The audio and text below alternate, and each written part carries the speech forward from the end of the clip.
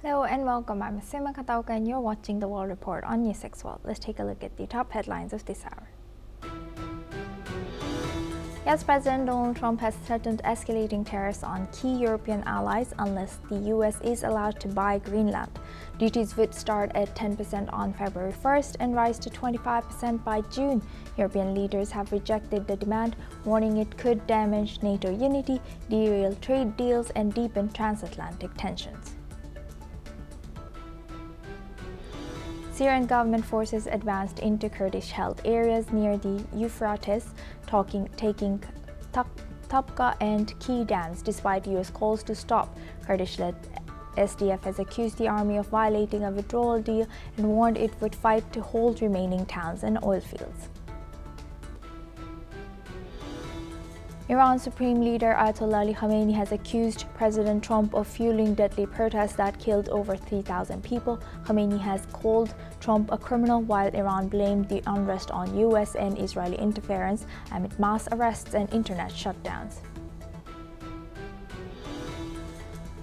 EU and Mercosur leaders have signed the landmark free trade agreement in Paraguay after 25 years of negotiations, paving the way for what would become the EU's largest ever trade deal. The accord covers the EU with Argentina, Brazil, Paraguay, and Uruguay, but still requires approval from the European Parliament.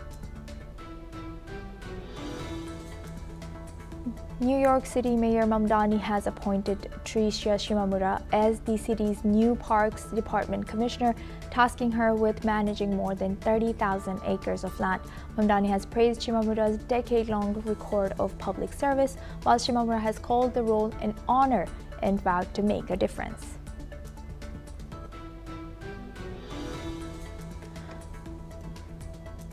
According to official results reported by Ugandan media, Ugandan President Yoweri Museveni has won a seventh term, 71.65% of the vote, defeating opposition challenger Bobi Wine, who won 24.70%. Wine is expected to reject the outcome, alleging an unfair election marred by an internet shutdown as tensions remain high following protests and security crackdowns.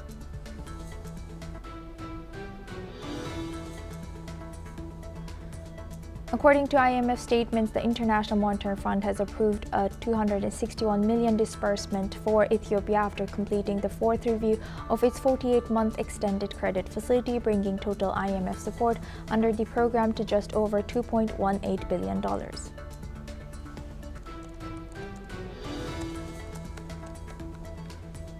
Elon Musk is demanding up to $134 billion from OpenAI and Microsoft, claiming they profited from his early funding and support. The companies called the claim baseless as the case heads to trial in April.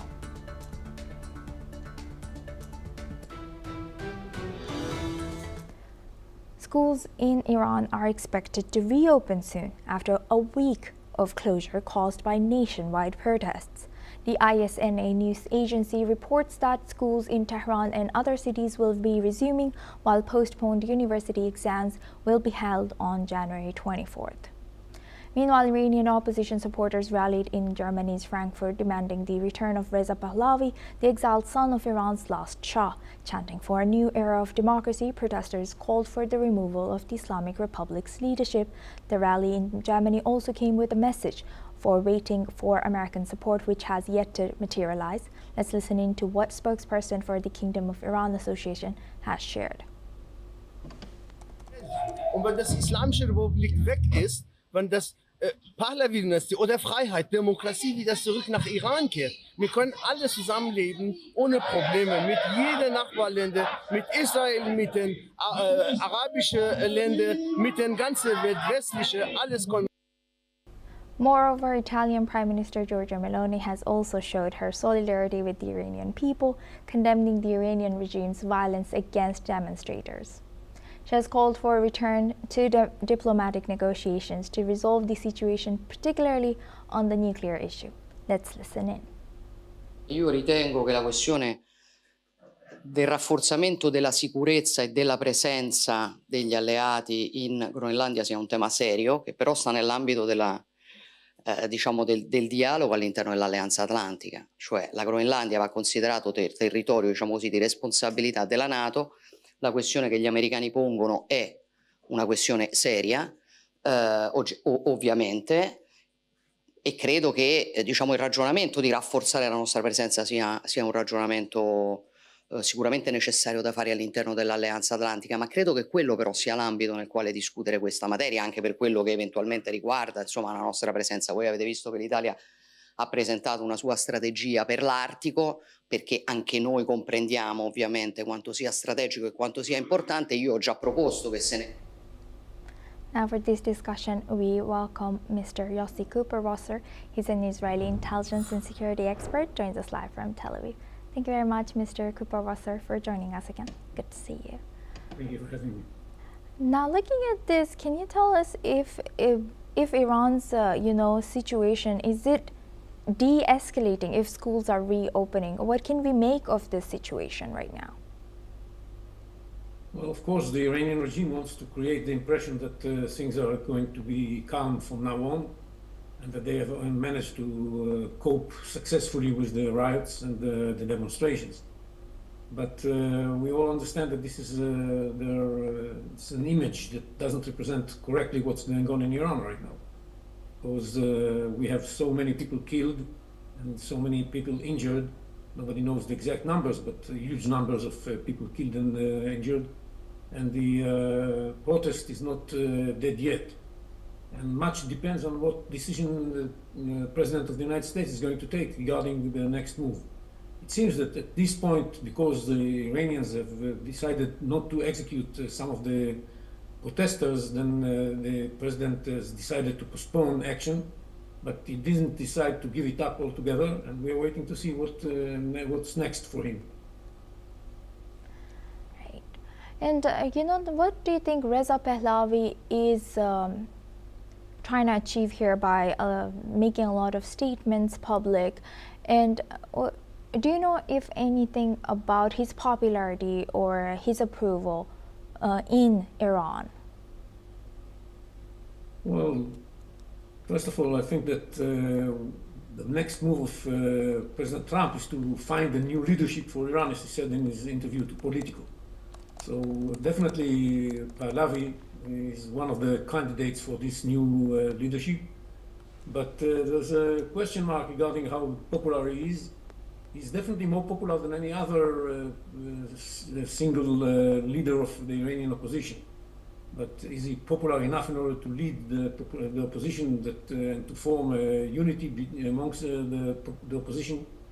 I don't think so, definitely not at this stage. We haven't seen the other leaders of the opposition saying that they are ready to cooperate with him.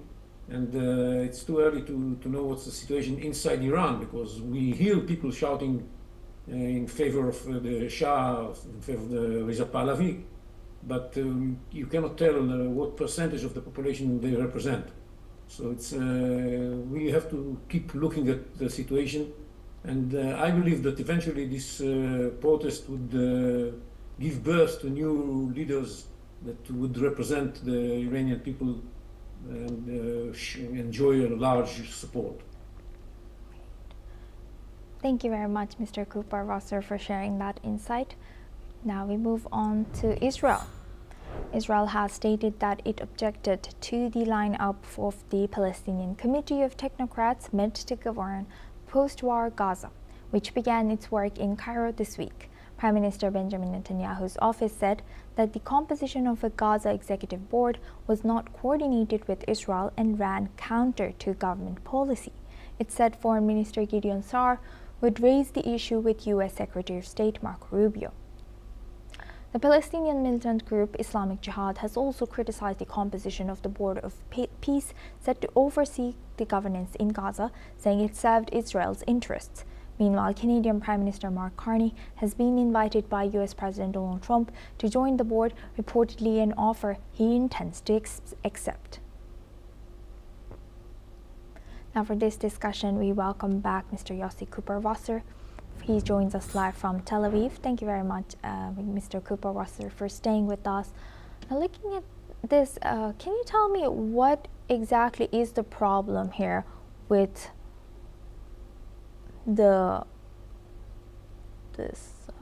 Palestinian Committee of Technocrats? Well, first of all, it was not coordinated with Israel. That's the first problem. Secondly, some of them are members of or had past membership in the Palestinian Authority bodies, and Israel has made it clear that nobody who belongs to the Palestinian Authority can take part in this new technocratic government of Gaza. So I think that Israel is a little bit upset with the way it was established and with the identity of some of the members. In general, the idea of moving forward towards having this technocratic government is a positive move even in the view of Israel, but the names of some of the people, including the guy who's in top of this committee, this government, Ali Shaf, who used to be a deputy minister in the Palestinian Authority, is a source of concern for Israel because we want to see technocrats, not politicians. And Shas and some of the others are technocrats and politicians at the same time. So I think this is what concerns Israel. The other thing that concerns Israel is not necessarily this technocratic government, but the committee that was established in order to oversee its activities on behalf of the Board of Peace, led by President Trump himself. And some of the figures over there are against the interest of Israel, for example, the Turkish Minister of Foreign Affairs, Hakan Fidan, and the guy that represents the Qataris. So we want to make sure that Turkey is not involved in the activities that are going to take place in Gaza in the future. We can maybe survive with having some Turkish figure in this committee, but the seniority of Hakan Fidan, who is the Minister of Foreign Affairs, is problematic, and we definitely don't want to see Turkish forces deployed inside the Gaza in the context of the international stabilization force that is supposed to keep the security and stability of Gaza after Hamas is disarmed. And besides, we are very concerned that all of that is happening before Hamas has been disarmed. We think that the most important thing right now is to disarm Hamas. So all of these organizations can act without having to confront Hamas and can bring stability and prosperity to Gaza. As long as Hamas is not disarmed, Hamas is in fact ruling Gaza, and that's what's happening on the ground. We have to see Hamas disarmed. Right. And a lot of things are still under the wraps about Palestinian Committee of Technocrats, but what do we know so far, if you can share with us? We know the names. We know some of them were generals in the Palestinian Authority security forces. Some of them were in the Palestinian government, Palestinian Authority government in the past, and all of them were born in Gaza. That's true. Not all of them live in Gaza, and we have to make sure that this group of people, some of them are not fond. Even Palestinian Islamic Jihad is not fond of them. They want to see them replaced because they don't think they are supportive enough of Hamas and Islamic Jihad. But some of them are accepted by Hamas, and if they are accepted by Hamas, this is not acceptable for us.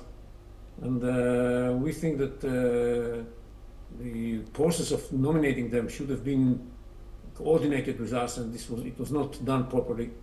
That's why Israel is upset. With that, I would like to thank Mr. Kupa Russell for joining us today and sharing that insight from Tel Aviv. Thank you very much. Now we move on to U.S. U.S. President Donald Trump has denied offering J.P. Morgan CEO Jamie Dimon the role of Federal Reserve Chair, contradicting a Wall Street Journal report earlier this week. The report suggested that Trump made the offer, which Dimon reportedly treated as a joke. Trump made the denial in a post on Truth Social and emphasized that he never approached Dimon or the position.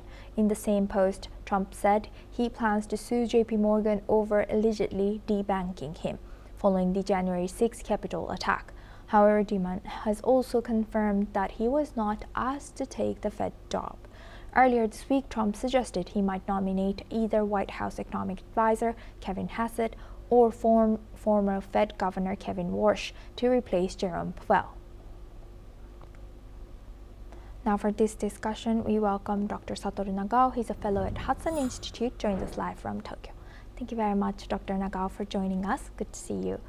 Now looking at this, can you tell us a little bit more about this situation with, alleged offering of the position of Fed chair to Jamie Dimon? There is a rift between the president and the top of the FRB, so that's why who will be the alternative candidate or the top of the FRB is always a problem. But at the same time, in case of Jamie Dimon of the JP Morgan, Mr. Dimon clearly supports independence of the FRB. And politically, this remark is people can understand as a criticize against President Trump's involvement in the FRB policy. So that's why the view from the President Trump, his remark was a little bit controversial. And so that's why even if Mr. Dimon said there's a possibility he will cooperate or he will join the Trump administration, there's a few possibility that he will be the FRB top of FRB. And in case of the Mr. Dimon himself, they clearly indicated that there is no possibility to be the top of the FRB. So that's why indeed President Trump's remark and Mr. Dimon's remark is matched in this case. Both said Mr. Dimon will not become the top of the FRB. And what legacy, in particular to Jerome Powell, what legacy does he leave behind as he leaves this position? And what are the challenges are to be faced by the replacement? Legacy is, of course, Mr. Powell's legacy, if you want to say. But if Mr. Dimon sworn in, of course, like Mr. Powell, he would support independence of the FRB. So the federal government cannot intervene so much about policy. But indeed, view from the policy side, which is the White House, they want to move the FRB as a part of the policy of the government. So that's why not only the Trump administration, but also the other administration face the same problem.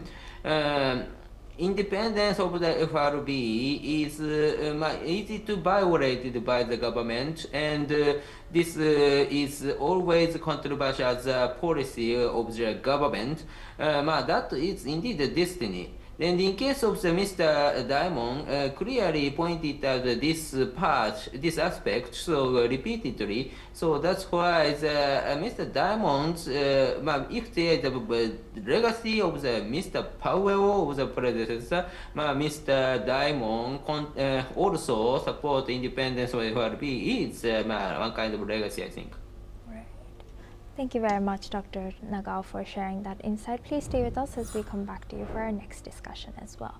Now, moving on to Africa, Ugandan President Yoweri Museveni has been declared the winner of Uganda's election, extending his 4 decades in power by another 5 years. According to the Election Commission, he gained 72% of the vote against 25% for his closest challenger, Bobi Wine, who has condemned what he described as fake results and ballot stuffing. Wine has not provided any details, and the authorities have not responded to his allegations, but African Union election observers say that they saw no evidence of ballot stuffing. The election process was marred by violence, and Wine, a 43-year-old former pop star, says that At least 21 people have been killed around the country in recent days. Meanwhile, people in Kampala are celebrating after President Yoweri Museveni's 7th-term win in the office. Let's listen into what some of his supporters have shared. I'm really very happy and glad seeing that for this time he has won at a higher percentage even compared to what he won with last time. And this victory comes because of his hard work and dedication and commitment towards the people of Uganda. He's a man who loves his country in a way that he promotes peace. He gives everyone freedom to do whatever he wants. Uganda is a country where anybody can engage in any business and he gets an income of how to earn a what. He has given freedom of speech, of worship, of interaction. A person in Uganda is free to do everything that he wants at any particular time, in any particular place. So he's a person worthy of being voted for. So I am very happy, very excited, seeing that we are now jubilating for his success. I want him to even reign more until he is exhausted. President Yoweri Museveni is a good leader for 35 years. Since I was born, I've never seen wars in Uganda, and he has brought peace in Uganda. He has built houses. For all people have become rich, and all women, they have peace of work. All of them, they are working. Now for this discussion, we welcome back Dr. Satoru Nagao. He's a fellow at Hudson Institute, joins us live from Tokyo. Thank you very much, Mr. Nagao, for staying with us. Now, looking at these elections, how come this, Mr. Museveni has been in power for this long, and even the support of this election with 72% of the votes? What can you tell us more about this? It was true that Mr. Museveni contribute and the insecure situation in Uganda, except northern area. So that's why he has the skill. That was true. But at the same time, it is unnatural if the same leader continue to stay more than 40 years. In case of the Museveni, his government has started in the 1986. And so now the 40 years he stay, and his age itself is 81 years old. So that's why the view from such kind of the number, still he has 70% vote is unnatural, because long-term tenure that he has. In this case, when he sworn in, the people compare with the current government and the previous government. In this case, if the previous government will be completely opposite or completely different, in this case, Mr. Museveni's new government's image is quite fresh and new, and the people expect he will work well. But if he continue more than 40 years, when the election has happened, people's comparison is the current Museveni and the past Museveni.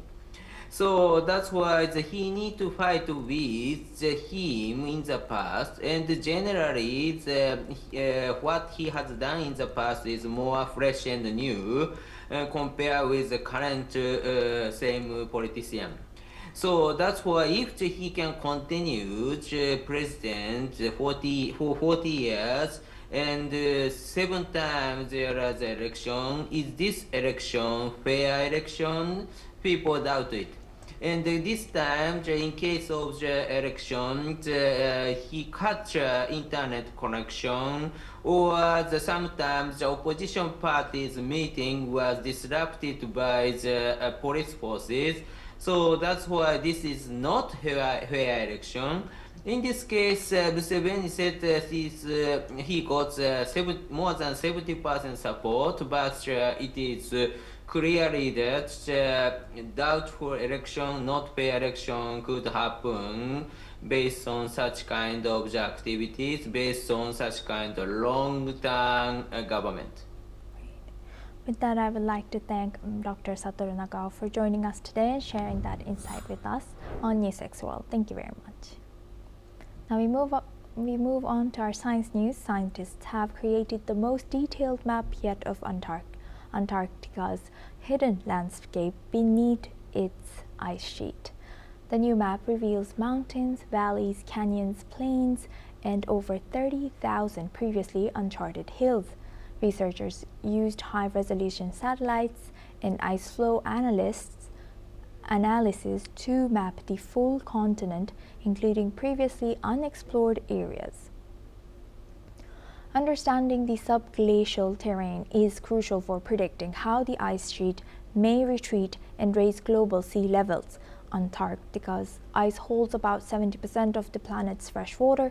The study shows the continent's hidden features are as varied as those in Europe, North America, and Greenland. Experts hope that the map will improve climate models and guide future field surveys.